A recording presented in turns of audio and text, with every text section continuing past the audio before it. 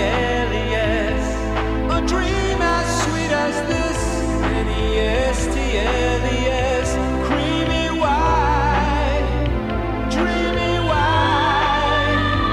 Nestle makes the very best. N-E-S-T-L-E-S. Sweet dreams you can't resist. Today we are looking at something a little different. It's not necessarily different to the genre, different to what I'm normally accustomed to, but we are taking an in-depth dive of the Huawei Watch Ultimate Design. Okay, we're swapped up and ready for the fun close-up shot. So this here is the Huawei Watch Ultimate Design. And this particular device is, a Huawei smartwatch. And yeah, I am here in the United States using this. For those of you who don't know, Huawei is very much a banned company here in the States for some bizarre reason. Somebody along the way decided, like China, SPAs, and something like that. And so then, their devices were then banned from being sold directly in the United States, despite the fact that they, in my earnest opinion, okay, this is getting all, crazy, but you're here with me, right? But I think that this country is scared of the competition. Huawei has put out so many fantastic devices, not just their Supreme watches, but their phones and everything else in the electronic space. I think that the United States is scared of the fact that they have got some amazing quality products and would really start to take away from their competitors. So yeah, Apple, Samsung, Oppo's here and some of the other ones, but I think that they would very quickly rise to number 3, and then they'd fight for that 2-1 spot. Right now in the United States market, I believe Apple's number 1. But, with Samsung being number 2, but then globally, Samsung's number 1. With Huawei, I believe just neck and neck with Apple across the board. But I'll have to check the numbers and facts on that again, which I probably should have done prior to this conversation right now. But again, you're here with me, so we'll just roll on anyways. So, watch. Here it is. Now, this particular bad boy came in a rather elegant presentation. So I've got the box here, but I'll go ahead and do some B-rolls later on in order to go ahead and get the best idea of what we're working with here. But this was it, and it had this beautiful pillow, and then these fun little mellow gold pieces, and the Huawei logo there. And it's a very plush. Dare I say they use actual suede in here? Maybe, possibly, I don't know, but it looks great, it feels great, and this is what we want for the money. The Huawei Watch Ultimate, this guy here, it has the 18K actual gold insert. So each of those little pieces is made of real 18 karat gold, and as is the finish within the rotating bezel. They ask you how you are, you just have to say that you're fine when you're not really fine, but you just can't get into it because... As well as the other lugs that we have here. The middle part here and the entire bracelet is made of titanium, and then this is gold-plated titanium. So not as nice. As you can see, I've already got a tiny little scratch in there, but I don't really care too much about that. As for the case material, this was made out of what they called liquid metal. And so it was some form of liquefied zirconium that they used for the case, which is pretty remarkable. The things that people are doing with the new age marvels of technology it's all beyond me. But then for the rest of the bezel, where we do have the 18 karat gold finishes, the touches around the bezel, the rest of it is actually made out of black ceramic. So all in all, the material choices for this are phenomenal, and that kind of brings me to why I had to have it. I like watches. I guess I like a lot of things, but I like watches. And, for the longest time, I sort of struggled with finding the watch for me. And each time I thought that I had found it, there was always something that didn't work. So here we're going to look at where I tried the Garmin. This was the Fenix 7S Sapphire Solar, so I went all out. And it was okay. The case material, not great. It felt kind of cheap. It was lightweight. It wasn't really wonderful as far as that's concerned. The internals and so forth, okay, again, fine. Battery life didn't live nearly up to the expectation that they say and claim with the whole 28 days, 21 days, all that jazz. Yeah, it came to the point where with average usage, and I would utilize it on my secondary device, so I didn't do anything actually phone related. So it would only be paired for the application and then I guess technically in the behind the scenes media, but I still didn't even use that. And I got barely 5 days. So I don't know where they get all of that from. Oh, and that's with, I guess, always on display wasn't really a thing because it's always on because it had the memory and pixel display, which again also looks pretty cheap. So, again, I just showed you guys the overview shots there, but here it is. I tried everything with this watch, including attaching it to a genuine Omega strap, NATO strap, which I then did a custom cutout on the bottom, so that way I could still use the sensors and have it as an actual functional smartwatch with all the data and sensor, data processing and so forth. And still, again, it just didn't do it. Prior to that, most namely of the issues was, well, everything. So the battery life sucked. The material, it's made out of this plastic for the screen, which makes sense because this is one of the earliest iterations of a folding design. And so it was just straight plastic as opposed to what we see and experience within Samsung's foldables. So where we've got the there's a screen cover here, which is made of plastic. Then there's another layer. And then there's the final third layer, which is their super thin glass where it's, flexible glass. And so this is a much more durable design. This works. And mind you, this is the 2025, W2025, also akin to the Flip 6. And this Nubia Alpha came out, 2018, 2019, something like that. So, 7-8 years away, it makes sense. But again, destruction therein. And then this was supposed to be an 18 karat gold plating across the board, so it's supposed to be real jazzy, real fancy. But even to me, the color of this always looked and felt a lot more rose gold. And then, as you can obviously see or have seen, what is that? So, I've got nothing. So, it was cool though. I'll go ahead and swap this watch off here and at least get this guy on the wrist because it was a design to behold. And this, again, I thought, wow, I will spend and spend the big bucks on this. And this is going to be my watch. This is going to be something different, but this is me. And I think I wore this maybe 10 months, 9 months. So that didn't pan out either. So that led us eventually then to the Galaxy Watch 4 Classic. I was hesitant about that one because at the time I didn't really like wearing silver watches.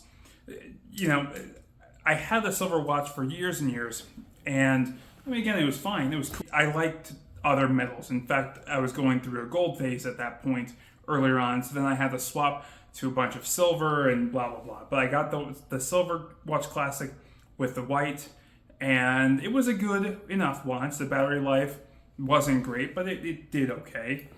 And I had that for a while until, that's when I ended up actually swapping to the Garmin. So that's what replaced that. And then for a while, then I just went with the, mechanical watches. So I went with either my Bond Omega here, or I went with the Omega Black Seamaster the black ceramic one there, and I just didn't have anything, which was fine again, but I didn't love it. But eventually Samsung released their Watch 7, or rather the Watch Ultra.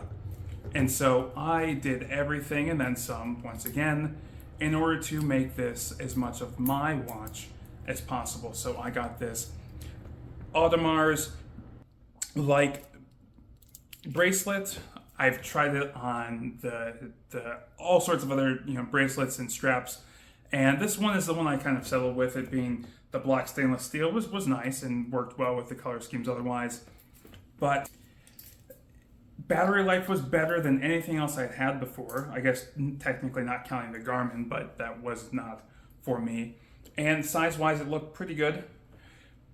Overall, I just felt like it still was lacking in the design department. So it looks, to me, again, fairly good. And at even more so, I thought it looked brilliant. So much so that I went ahead and bought the white version too. So I had both because I thought for sure this was going to be the watch. This was going to be the one that I wear all the time, and if I'm not wearing the black one per X, Y, and Z outfit, then I'll be wearing the white one per X, Y, and Z outfit. And I even fitted this to a beautiful white and silver ceramic bracelet, which I think looks and feels very, very nice.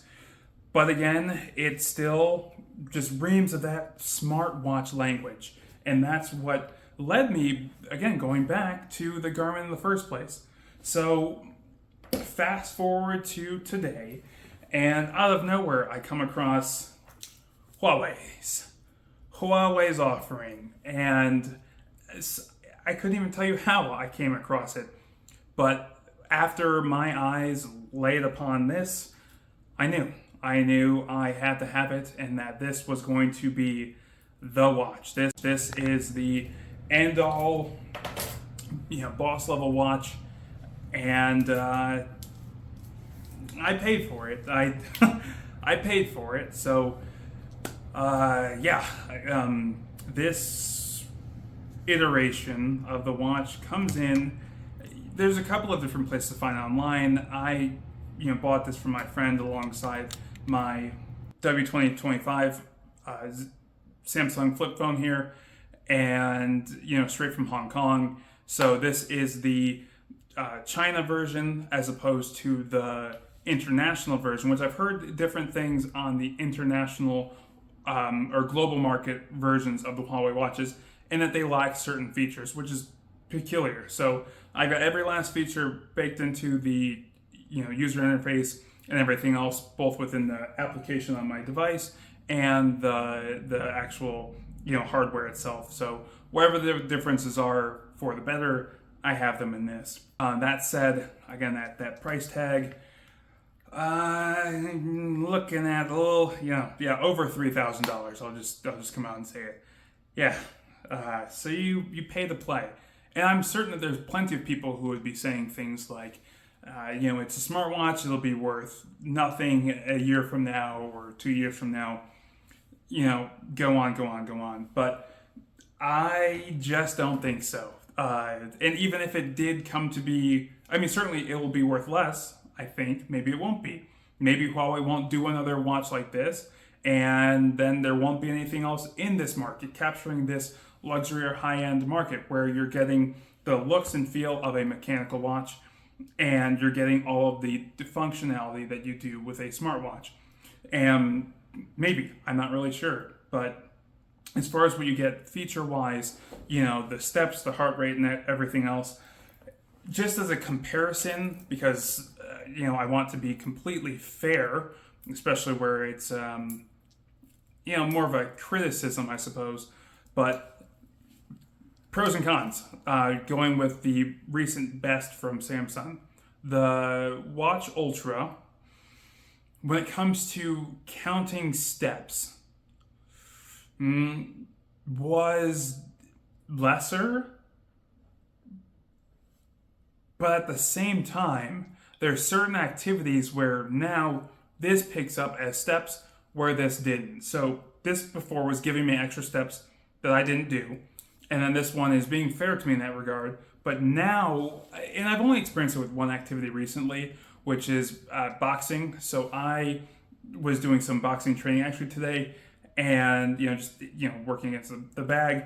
And this one started, after I looked at my watch, and it said that I had done way more steps than I certainly did.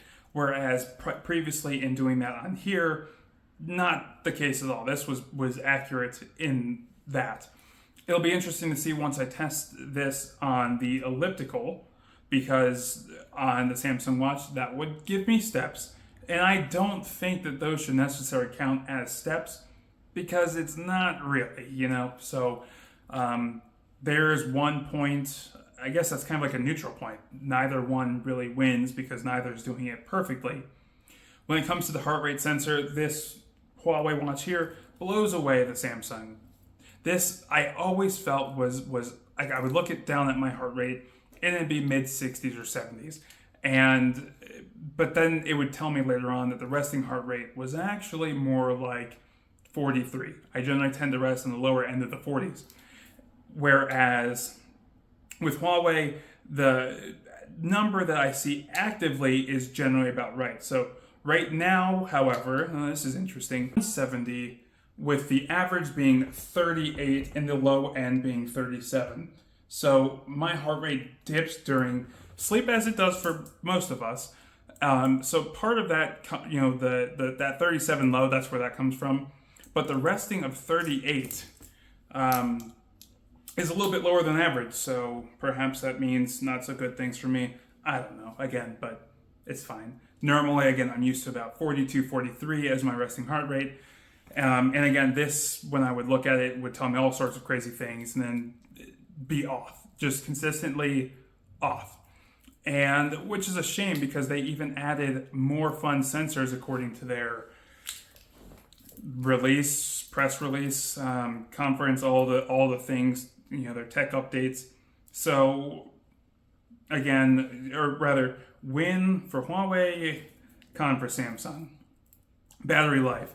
Huawei blows this and everything else away, especially in the upper end market. So Samsung's watch, this one would last, with my usage and so forth, once again, not actually using it as a smartwatch, and then I would never use phone features with it, because I'd have it, again, paired to my secondary device. I would say on average is about 2.5 days, which was good enough. Not great, not horrible. This right here is rated for, the Huawei is rated for 12 days is what they report, if you just have the most basic things, no always on display, etc., etc. And then with always on display and with moderate use, they advertise, between 4 and 5 days, which to me is pretty fantastic. So if you're using all the things, you're looking at, almost your entire work week. That's pretty darn good. And I found that to be fairly accurate. I have been wearing, there you go. So I've been wearing this after charging it probably 4 or 5 hours ago, and I have lost 1%. I am at 99%. So good work, Huawei. Now, I guess, kind of closing in on, some of my final remarks in regards as it pertains to this watch. I wish that there were more offerings like the Huawei Watch Ultimate Design than what exists today. I don't feel like it should be so constrained to either you're choosing aesthetics over performance or vice versa. To me, I just don't understand why these bigger tech companies, I'm looking at you, especially Apple. Not that I like very many of your offerings at all. In fact, I really don't like one. But what are we doing with this? I just don't understand the design. And then some of you might fairly be thinking, hey, but it was good enough for you to buy two. Fair enough. It was, until I realized that there are more options. Huawei also has their standard watch Ultimate, which comes in these fun colors here. And, for those, the green is handsome. Again, with these being silver-based, not really for me. but they are beautiful watches, excellent in design and material, just like the Ultimate Design. Well, not like the Ultimate Design, but in terms of their language and so forth. Excellent, excellent, excellent. They also have the GT line, which, same deal, they are good looking watches. Admittedly, the Garmin in the larger sizes, because this is the 7S, which is the smaller one, coming in at 42 millimeters in its total diameter. It's okay. It's the larger variants, I think, look better because they have more of a bezel. But this one being so thin, and again, you can even see that ring around the outer there, and that's for the solar. It just, alongside the terrible screen, it just doesn't work. So, I mean, it turns on. It works, but it doesn't work cosmetically for me anymore. So there you have it. Thanks so much for tuning in. I know this was kind of a different one, and I went all over the place. I know it's generally sort of my shtick, but always appreciated. And so we'll see you again for the next video. I guess this is a few bits prior, but we have the Nubia Alpha, and I would have this turned on so that way you guys could see what this looks like turned on. But there were a few problems with this guy.